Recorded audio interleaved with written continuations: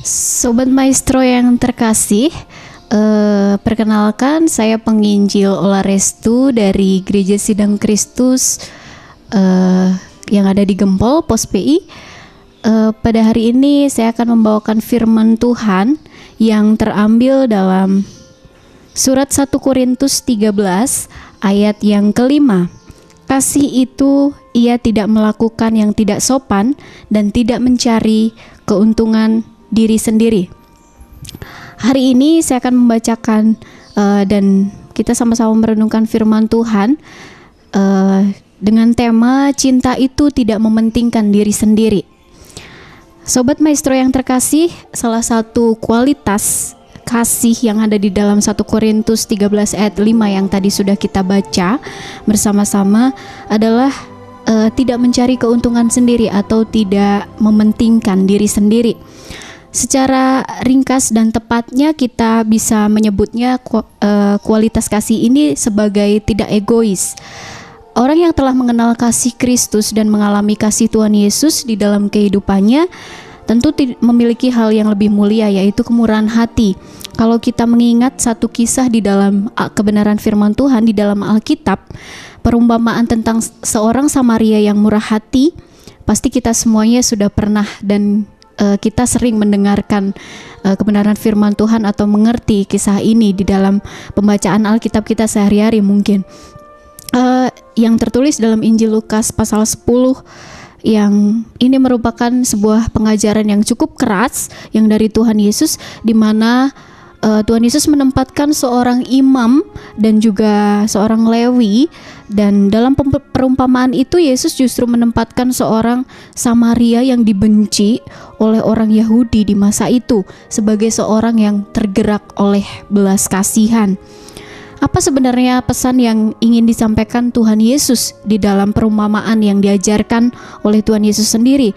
Salah satu poinnya itu adalah poin penting di sini yang kita perlu tahu dan perlu kita ketahui, bahwa kemurahan hati itu bukan semata-mata dimiliki oleh orang yang beragama. Kemurahan hati bukan semata-mata dimiliki oleh orang-orang yang nampaknya rajin ke gereja, rajin pelayanan seperti itu. Justru kemurahan hati itu adalah kualitas atau sikap hati dari diri seseorang yang bersedia bersikap peduli dan bersikap memperhatikan orang lain di sekitarnya dengan tulus. Kita bisa menjadi orang-orang yang rajin ke gereja, kita bisa menjadi orang-orang yang rajin pelayanan, aktif di dalam pelayanan ini itu dan sebagainya. Tetapi itu bukan menjadi jaminan bahwa kita pasti adalah seorang yang mengasihi dan memiliki kualitas kemurahan hati itu. Ada beberapa orang yang tampak rajin pergi beribadah dan aktif melayani, tetapi jauh di dalam dirinya, jauh dalam hatinya yang paling dalam, justru dia adalah orang yang egois, yang mementingkan diri sendiri, bahkan yang melakukan segala kesalehan atau aktif dalam pelayanan, dalam kesalehan agamawinya itu untuk memperoleh keuntungan diri sendiri atau agar bisa masuk kerajaan surga. Itu motivasi yang menjadi motivasinya, atau supaya dipuji oleh orang.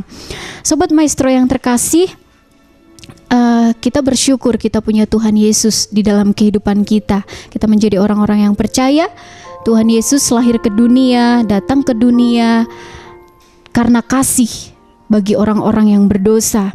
Dan apakah kita sudah menyadari siapa kita sesungguhnya, bahwa kita ini adalah orang-orang yang berdosa, yang telah ditebus, adalah orang-orang yang berdosa yang seharusnya mendapatkan kutuk, mendapatkan hukuman, tetapi kita menjadi orang-orang yang memiliki kasih karunia yang besar karena kita punya Tuhan Yesus yang sudah mengampuni dosa kita setiap waktu, dan Tuhan Yesus yang selalu memberikan nyawanya bagi kita sehingga kita menjadi orang-orang yang menang di dalamnya. Sobat Maestro yang terkasih, apakah kita mau menjadi orang yang percaya kepada Tuhan Yesus dengan penuh kasih, memiliki kemurahan hati dan jauh dari sikap egois? Mari kita meminta Tuhan Yesus supaya Dia yang memampukan kita, supaya kita dapat melakukan apa yang kita telah dengar hari ini. Demikian kebenaran firman Tuhan yang bisa kita dengarkan hari ini. Tuhan Yesus memberkati.